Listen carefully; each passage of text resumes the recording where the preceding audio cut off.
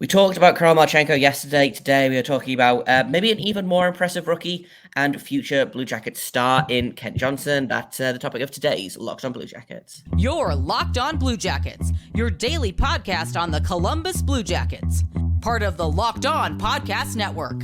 Your team every day.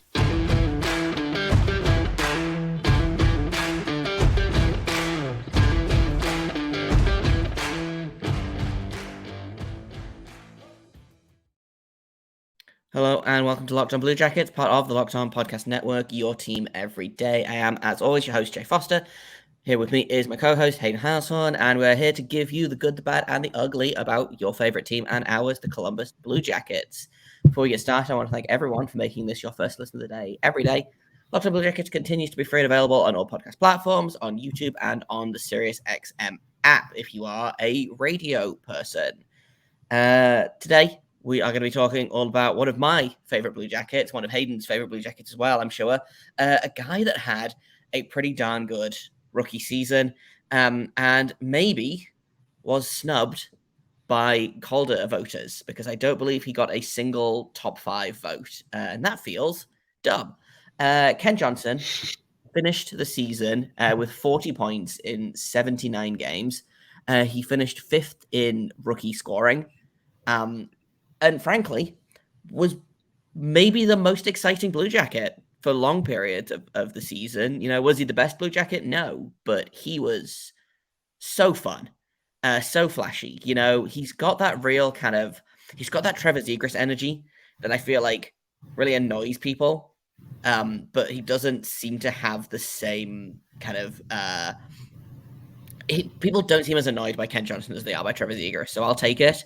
But I mean, and I'll get to what Hayden thinks in just a second, but I thought he had a great rookie season. I thought he did everything the team asked for him. He dealt with the low ice time and the healthy scratches and the being put in the bottom 6 and the, inconsistent line mates, and he still just kept doing what he was doing. He kept playing his game. Got a bunch of time in that 1C spot when I think Boone Jenner broke his hand or his finger or something, missed a bunch of time. Ken Johnson stepped in again, did a pretty darn good job, I think. And I'm super excited about this kid's future. But let's get some more information on his rookie season. Hayden, how do you feel it went? I thought it went phenomenal. I thought it went really, really good. In my opinion, he had the goal of the year late in the year when the Blue Jackets were playing the Islanders. What that was. Yeah, no, this goal was really nice. The toe drag to the lacrosse style goal. Like, the Blue Jackets in their franchise history, I don't think anybody has hit a lacrosse style goal. So for him to be the first player to do that was pretty sweet. I'm sorry if I offend any fan that saw a Blue Jackets lacrosse style goal in person, but I genuinely don't think I've ever seen one until Ken Johnson hit one this past year. So, if I had to rank the players on the Blue Jackets in terms of how fun they are to watch, Ken Johnson's in the top 2, and he's probably not 2 for me. Just because he's so skillful. So the thing about Ken Johnson is when the Blue Jackets drafted him, I had done, a little bit of research into who the Blue Jackets could pick up 5th overall. And I spoke to one guy about Ken Johnson, and he basically said, if you are looking for a player that will have people jumping out of their seats every game, that's Ken Johnson. Is he the best player possible? No. There were a couple of other players that I think probably have higher ceilings that were taken a little bit later. That being said, Kent Johnson made this team fun to watch. I was going to say, he was a 5th overall pick in the 2021 draft. I feel like he has as high of a ceiling as the first 4 guys taken in front of him. Oh, for sure. But I'm talking about, I think there were a couple of guys that were taken after. I'm really big on William Eklund. I think Eklund's going to be a big star in this league if the Sharks don't. Well, you're a Sharks guy. You're a Sharks guy. You're a Sharks guy. I don't know. I just think Ken Johnson, he's fun. He's a lot of fun, and I enjoy watching him. And I think in a redraft, when he was drafted, a lot of people were like, him, really? I think in a redraft, of that draft. I think probably Kent Johnson stays where he is, or maybe even moves up one. I was gonna say I like him over. I mean, I'd love to have Matty Berniers right now just because of what he does at center, but I would rather have Kent Johnson on my team than Owen Power right now. Like I just feel like I feel like it's the same. The Sabres fans are gonna get mad at you about that one. That's I fine know, if I they get get it. mad at me. I just feel like the situation that Kent Johnson came in, like we just talked about in our last episode, Jay, the situation that Carlson, Fantilli, and Bedard all went to, like Kent Johnson's situation here with the Blue Jackets really, really needing that explosive talent on the wing, that really fun kind of talent on the wing. It's really nice to have him here. Like I'm really very happy. Like when I look at the Blue Jackets, I'm like they can score a lot of goals, and Ken Johnson is a big reason why I feel that way. So I wouldn't like as I love the way the Blue Jackets are at. When I look at the 2021 draft, I'm like they might have gotten the best deal here. Get with the 5th overall pick, getting him. Yeah, it's tough to, and again, I feel like we're just kind of going around in circles a little bit with this, but I feel like it's tough to overstate the effect that Kent Johnson had kind of on the fan base and on his teammates as well. You know, you see that guy going out there and just doing ridiculous things, and I think it hypes you up, you know? Maybe not in exactly the same way that I think, seeing someone go out there and punch someone else in the face, a la Mathieu Olivier, amps them up because clearly it does. You know, we've talked about it at length. People fighting amps up their teammates. But I think if you go and you see Ken Johnson hit some ridiculous like NHL video game move, I think that amps you up as well. And I think it gives the team, again, like we said yesterday with Kromachenko, it gives the team flexibility. It gives the top six a little bit of flash to it. You know, I think I love Johnny Gaudreau. Johnny Gaudreau is maybe one of the best American-born players ever. He's not flashy, you know. He's one of those guys that just does things that like you watch back afterwards and you're like, oh, okay, that was really sick. Ken Johnson does these things that like I said, they look like they're from a video game, and I love that, and I think that's why they drafted him.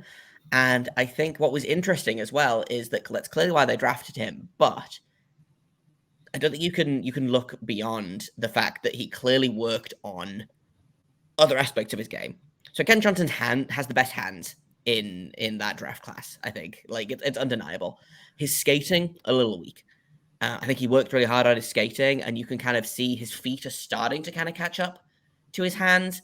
But that's something he worked on. He worked on being a little better defensively. He worked on being that two-way guy. You know, he spent most of Michigan on the wing, and I think I like his game a little better on the wing.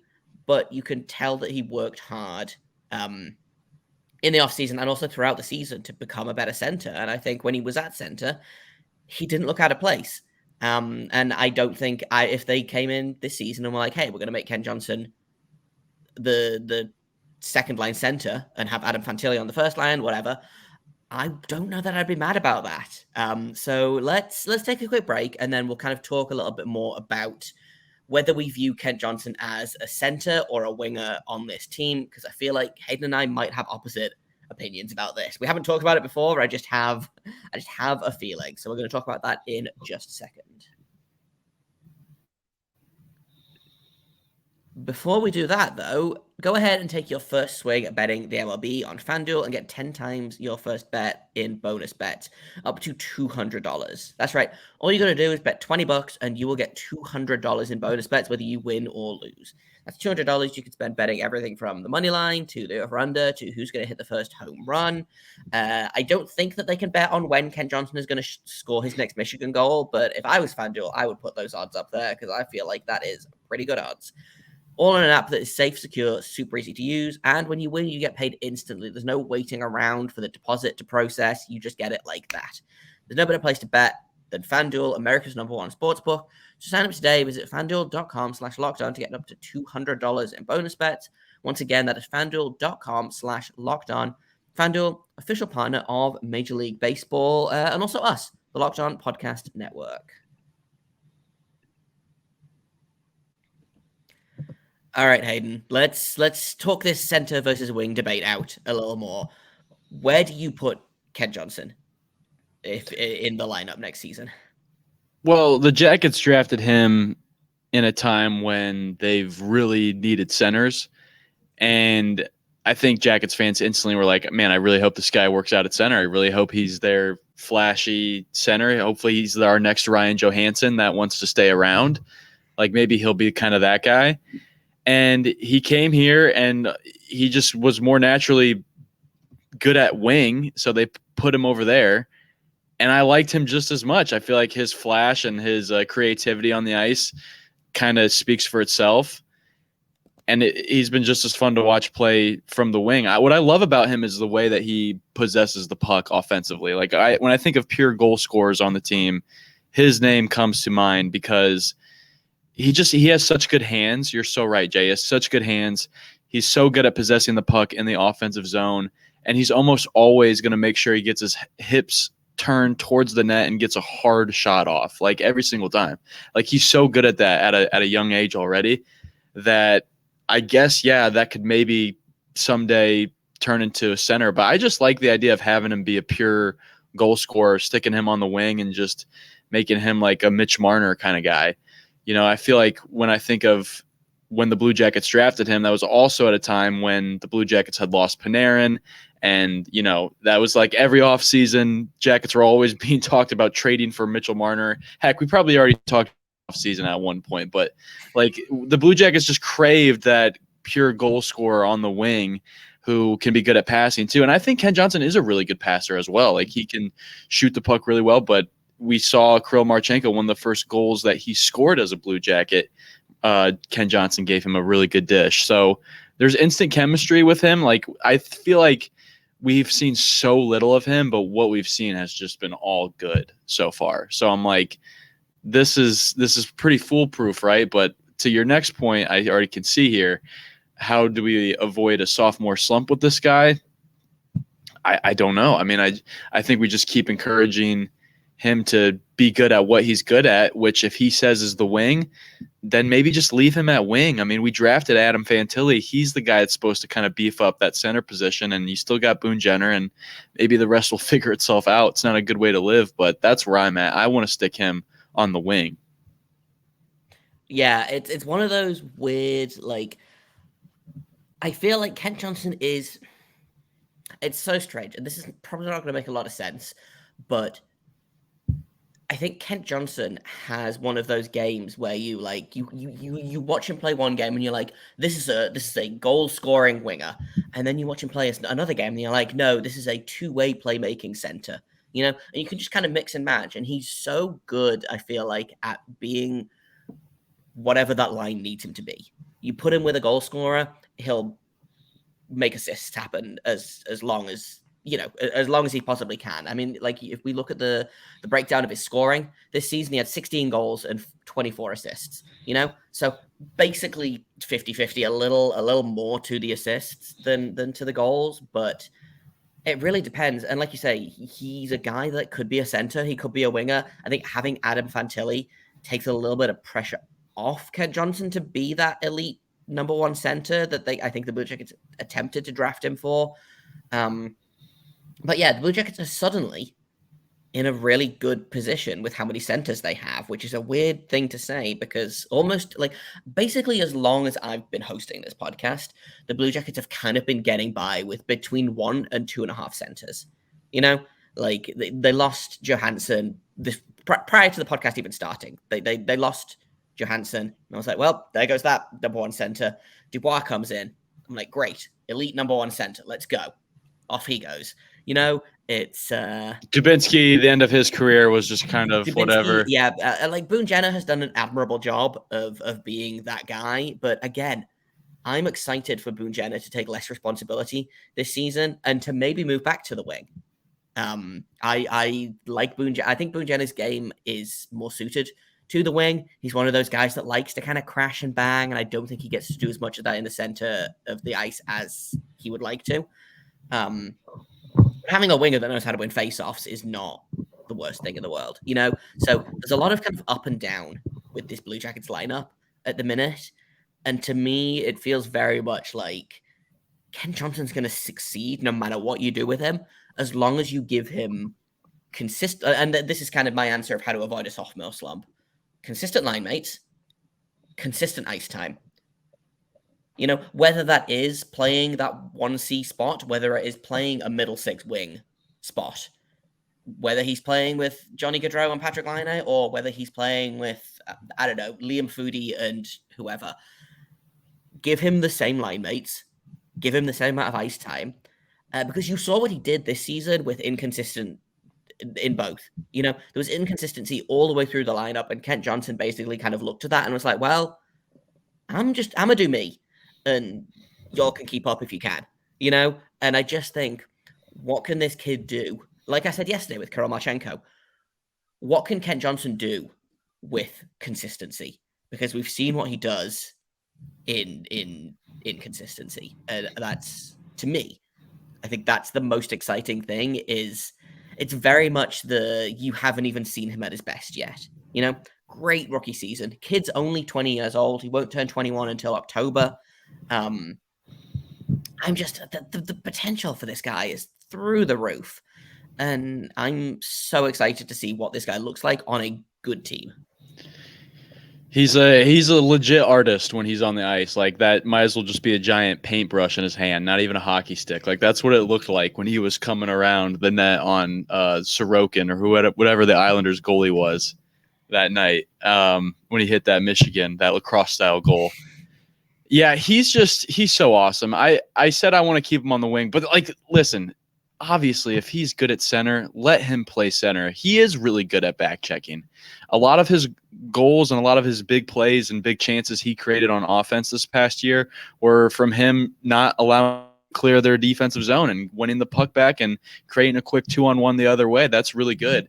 And in terms of players that he gets along with really well on the ice, instant chemistry between him and Johnny Gaudreau. Like, those guys were, they just, Kent Johnson alone isn't a fast skater, but he can keep up with Johnny Gaudreau, and that's good enough. You know what I mean? He can keep up with even the fastest guys on the team. So it's very, very nice to have a guy like him, because you can just move him around the lineup, and he's just going to be great at wherever he's at. If I'm Mike Babcock, if I'm the Blue Jackets coaching staff, the second I get everybody at the ice house, I'm lining them all up at the middle of the ice and say, hey, everybody's a center. Like, the job's open for everybody. Like, and whoever shines, shines. Like, I feel bad the Blue Jackets putting all this pressure on Fantilli now that we got him. Like, I don't feel bad, because he's going to get paid money to be a professional athlete, which is very nice. But like, the Blue Jackets just stashing Ken Johnson at the wing, that puts tons of pressure on Fantilli. So yes, move him around if they need to move him around. Keep throwing Patrick Laine at center. I don't care who. Somebody durable and somebody that can cover both ends of the ice needs to be playing that position. And if Ken Johnson can do that, I am 2 thumbs up for that. Yeah, exactly. we're gonna move on in a minute, and we're gonna hand out grades, and we're gonna give Kent Johnson a little bit of summer homework, because I enjoyed doing that with Kirill Marchenko yesterday, and I thought let's keep it going. I'm gonna finish this segment with I just want to say that Kent Johnson kind of solidified my undying affection when he scored his first career NHL goal was against the Pittsburgh Penguins. The Blue Jackets did end up losing that game. However, Kent Johnson knows what I like, and it's scoring goals against the Pittsburgh Penguins. So he already, as soon as he scored that goal, I was like, yes, this is my guy now. You know? I love this guy. Yeah, I love this guy. So I love this young man. Keep him around. We're not going to trade him to Calgary for Elias Lindholm, Flames fans. It's not going to happen. No chance. Go to hell, Flames fans. We'll hand out some summer homework. I also want to mention a really exciting thing that I saw on Twitter just before starting to record. So we'll do all of that in just a second.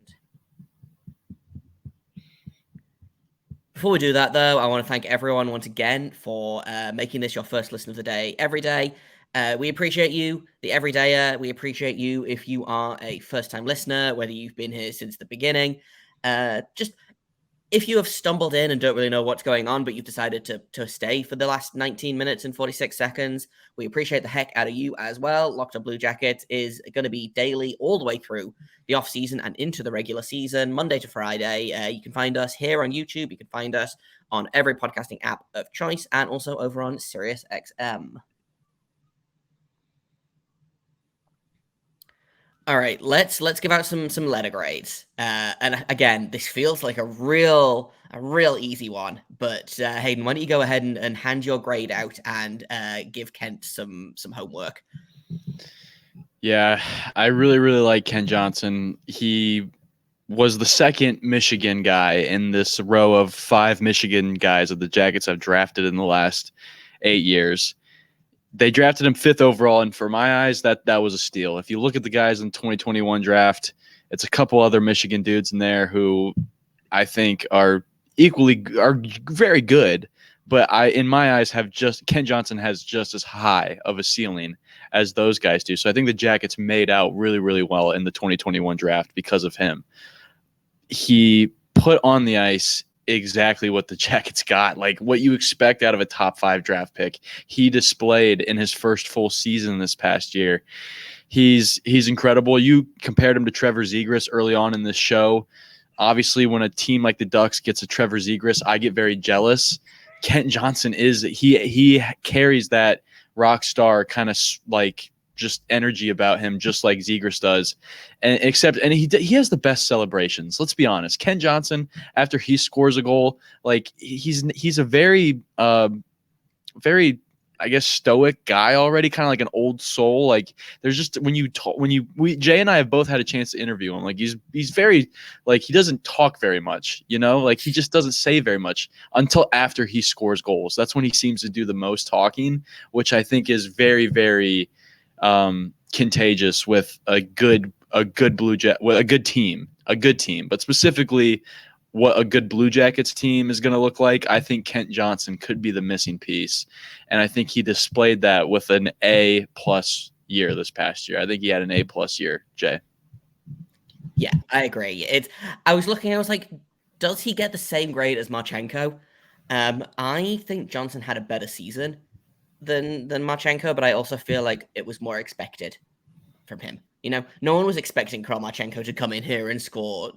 Like, I looked this up before recording. He was second in rookie scoring, and played. So the only people that had more goals than him were Matty Beniers, who had 24 in 80 games, and then Wyatt Johnson had 24 at 82. Karol Marchenko had 21 goals in 59 games. Just bonkers stuff. But to that point, I think Kent Johnson, just like I said, he just went out there and he just played his game and he didn't let anything bother him. And this guy has confidence out the butt. Like, it's so tough to imagine this guy like getting shaken and losing his confidence. And, something that I think we saw with Cole Sillinger a lot this year is he got his confidence shaken and he didn't ever really figure out a way to get past that. I don't know what you can do to this kid to make him less confident, which is a great character trait to have as a professional hockey player, especially one that's, not even 21 yet. So I'm also giving Ken Johnson an A+. I will say my homework for him is, and this is probably going to shock people, I would like him to get a little bit bigger. He's 6'1". He's 168 pounds, which is kind of, that feels too skinny for 6'1" to me. I would like to see him put on, 10 to 15 pounds of muscle. I think when he gets stronger, he's going to, we'll see more of the aspects of his game that do well with strength come out. I think, at the minute he is kind of like that lanky winger that's still growing into all of his limbs. He's 20 years old. He's not done growing. He's not done developing yet. So I think probably what the peak Ken Johnson will see is probably not this season, maybe next season, just before he turns 22. I think probably what we'll see is a more kind of physically mature Ken Johnson that is fully equipped to be an NHL center. I want to finish off this episode, unless Hayden, you have anything else that you would like to say about Ken Johnson. I do have a couple more things I would like to say. First of all, you giving out homework for him to just lift is every guy's dream, right? Like, hey, this offseason, man. Just get in the gym, my guy. It's just fine. Get in the gym. Just hang out in the gym, 30 minutes to an hour a day. That's great. That's all you got to do, Kent Johnson.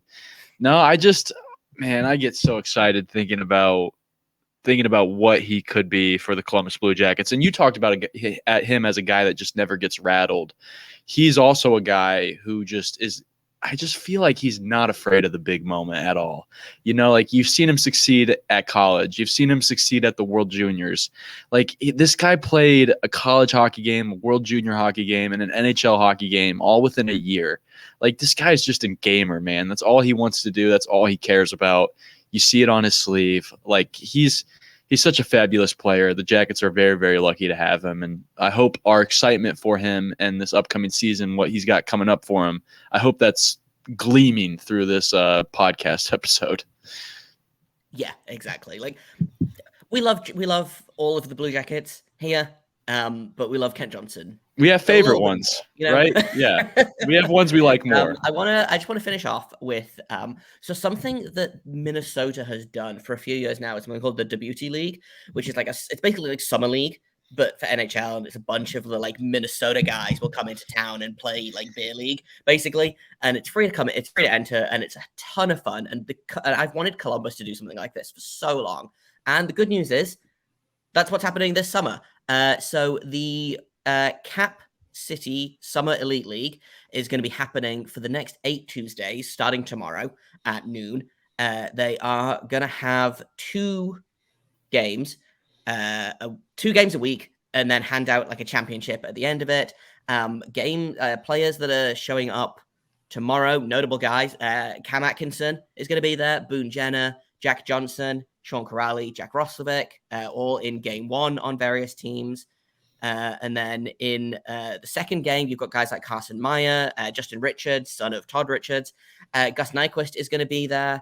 And then guys that are going to be there like later on, but are not in town at the minute. Cole Sillinger is going to show his face at some point. Patrick Laine is also going to show his face at some point based on when guys are kind of going to be back from vacation and kind of in town. So it's basically like a Blue Jackets practice is what you're getting. Yeah, basically. And like, you know, all of your favorite guys are going to be there. I am holding out hope that Brandon Dubinsky will put an appearance in at some point because I love him and I miss him. Obviously, I am across the ocean, will not be able to go to this. But like I said, that's right during my That's right during my lunch break. You said at noon. That's perfect. The first game is at 12:10. So what rink did it say? What rink? It is going to be at Chiller North. Chiller North. That's right by my work. There you go. I'll be out there. Now you know what you're doing for your lunch break. Yes. If you see Hayden there, make sure you say hi. You should go to this. You should support this. I think supporting hockey in Columbus is really important. And I think, it's like the coolest thing you could do. Super important, but like this, I don't know. This just feels like a really fun time. The stakes are so low, and I would love if the NHL did something a little bit more like the NBA Summer League. I understand why they don't, but this sounds rad. I was going to say, if you want the stakes to be high, come see me. I will probably be down to throw a couple bucks on the game. So there you go. That's all I got to say. This betting is not endorsed by Locked On Blue Jackets or the Locked On Podcast FanDuel Network. Or FanDuel. No, this is just solo me. I'm not your dad. I can't tell you what to do. So that's kind of how we're going to finish the show. Go to this.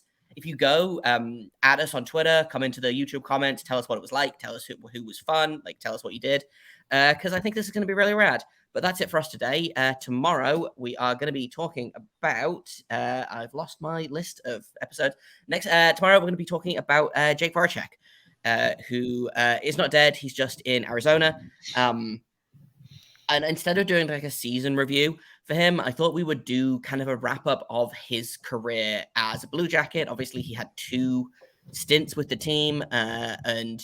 not last season, but the season before, he led the team in scoring. He's been an important part of this team for a long time. He just took a break in the middle there for about 8 years or so. So we're going to be talking all about Jake Voracek tomorrow, and I think that'll be a ton of fun. I've been Jay Foster. You can find me on Twitter at _Jacob Foster, JAKOBFORSTER. You can find Hayden over at HaydenH971 on Twitter. You can find the show at LO_Blue Jackets on Twitter. If you have comments, questions, criticisms, you can email us at lockedonbluejackets@gmail.com. I think we're going to have a mailbag sometime soon. So if you have questions that you would like us to answer on that, please feel free to send them in there. You can at me on Twitter. You can at Hayden on Twitter. You can at the show on Twitter. There's just a bunch of different ways to get in touch with us. So pick your favorite, send questions in, and thank you for listening. Thank you for making us your first listen of the day every day. Locked on Blue Jackets, free and available on every podcast platform, over on YouTube. The show actually in June had its biggest month ever in terms of both audio downloads and YouTube views. So like, shout out to you guys for that. You guys rule. And hopefully this was your first listen today. Tomorrow will be your first listen tomorrow. And we will welcome you in, talk all about Jake Voracek, like I said. And until then, make sure you stay locked on.